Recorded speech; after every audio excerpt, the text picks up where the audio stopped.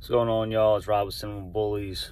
I'm going to talk about or recap off of Nationals, and I'm going to talk about where the bully breed, bully community, ABKC, is, going when it comes to the standards of these dogs. Nationals definitely made some noise with the whole Muscletone blood, with that dog Kong. Bashard's been doing this for, I believe, almost 2 decades, if not 2 decades. And, he's perfected his style of dog almost. He has those, crazy extreme features, the bone, the width, the heads, the girth, all on a small frame. Now, he did most of the legwork, putting these together for the past 20 years. So people that think that just because you buy 2, extreme style dogs, or 2 dogs that have extreme traits, or whatever the case is, and they're going to throw them together and get something like, somebody like Bashar would get, you have I would say, probably 30% chance of possibly producing a couple of dogs similar to what Bashar can produce. But you guys aren't there when it comes to knowing what you're doing. Bashar knows what to breed to what, to produce what, because he's been dealing with his blood for 20 years.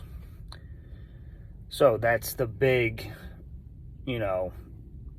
issue, dilemma that all these breeders that buy this blood think, is going to happen just by breeding 2, extreme style dogs. Now, because of what Bashar did at Nationals, this year, 2023, is going to be a very interesting year with the ABKC. I believe there's going to be a lot of extreme style dogs coming out of the woodwork that people have been laying low on due to, high rears, or, fucked up rears, bowed out elbows, misshaped heads, whatever the case might be, why they haven't brought those dogs out. But now they see that the ABKC is accepting that extreme style dog over dogs that have the bully traits, attributes, whatever you want to say. But the more extreme style dog is beating that dog that is more correct, just not as extreme. And the structure is better, but because the dog has more type, which type is a very loosely used word, that needs to be more specific and more detailed, clarified, whatever you want to say, because that's just, very, very loose word. So, like I said, this 2023 year, I can see the ABKC show attendance possibly ramping back up, but they're going to see a lot more bigger, girthier, more extreme dogs. Now, that's where, the ABK seems to be pushing the breed towards that bigger, extreme style, which that was always the goal, which I understand that. But like Dave said in my last video, they've only been, producing these dogs for about 20 years or so. So what makes you think that you can just rush and start producing a whole nother look? And Dave also explained in the video, everyone has a different version of these dogs. And there's, instead of 4 or 5 different types of American bullies, there's like 30 or 40 of them, because everybody has a different style. You got the classics, you got the XLs, you got the standards, you got the pockets, and you got the micros, you got the exotics, and then you got the, dwarfism dogs, you got long-haired dogs. Like, I mean, there's all different types of shit coming, and the breed's not even well established enough to produce consistently with its own stuff, or with the same style of dog. It doesn't produce consistently. You breed two pockets, and you'll produce some classic standards and pockets. So that's not producing true to what it's supposed to be. Because I'll tell you one thing, you breed two pit bulls, all those dogs are going to be pit bulls. They're going to be, medium-sized dogs, gamey, muscular, athletic, driven. Not to say all of them are going to be like that, but most of them will be. Same thing, with Frenchies, for example. You breed two Frenchies, you get small little Frenchies.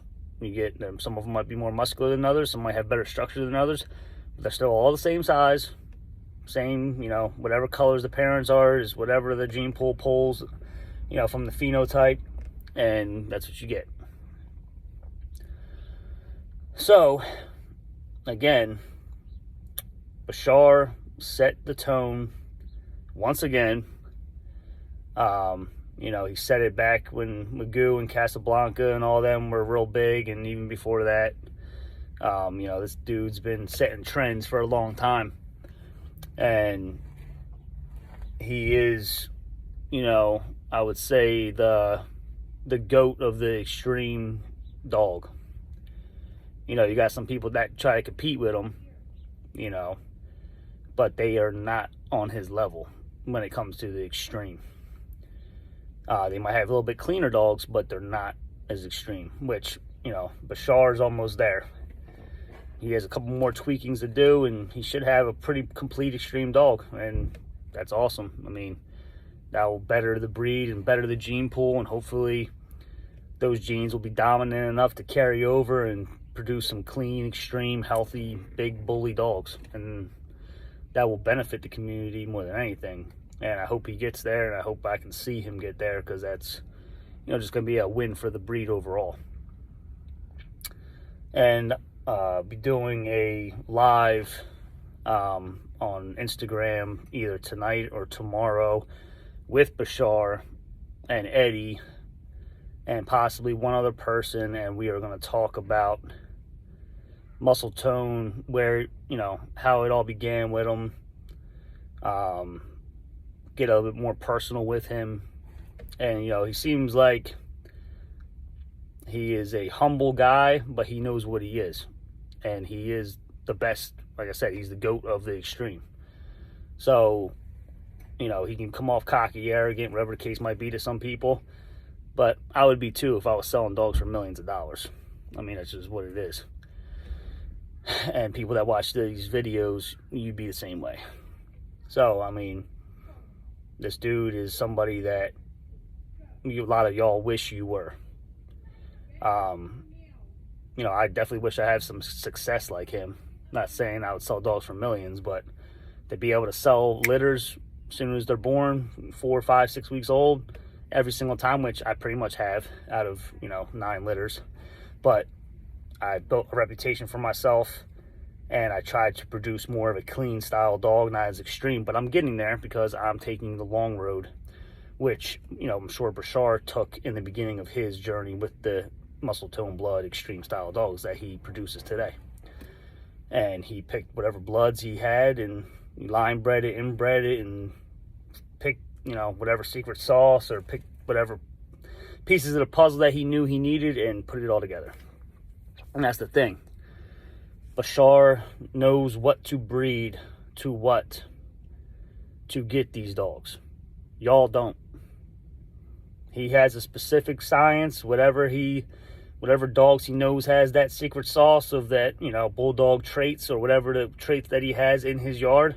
He knows what it is to bring out that bigger bone, that bigger substance, the width, and, with, good health and, decent structure as, you know, the best he can get with it being so extreme. So, like I said, hats off to Bashar. You know, I always had respect for him. I never disliked the dude. Like I said, he really validates what I say about line breeding and inbreeding dogs. And I'm not sure if Bashar was into the game dogs back in the day like my old man was and I was. But it seems like he has that. So it seems like he has that. So we're going to find out with that live, hopefully tonight or tomorrow. And I'm going to post this today when I get home.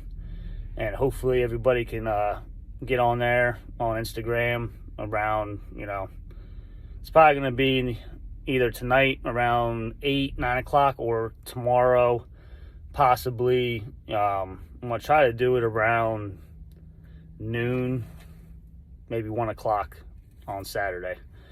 But I'll update y'all on Instagram if you guys will, you know, want to come check it out and hear from Bashar some more. And like I said, stay woke with 2023. I really think there's going to be an increase in volume at the shows, especially with these more extreme style, really bullied up dogs. And see if I'm right. And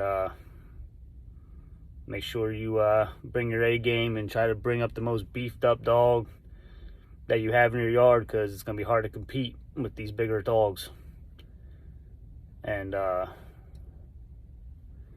try to, you know, don't get discouraged. Just use it as a learning curve and know what you got to bring out in the future. And some judges still like that style of dog that's more clean. So it all depends what judge you got too.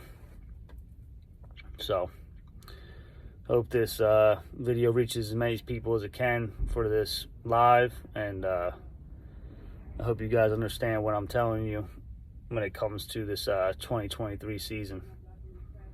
All right, take care, guys. Later.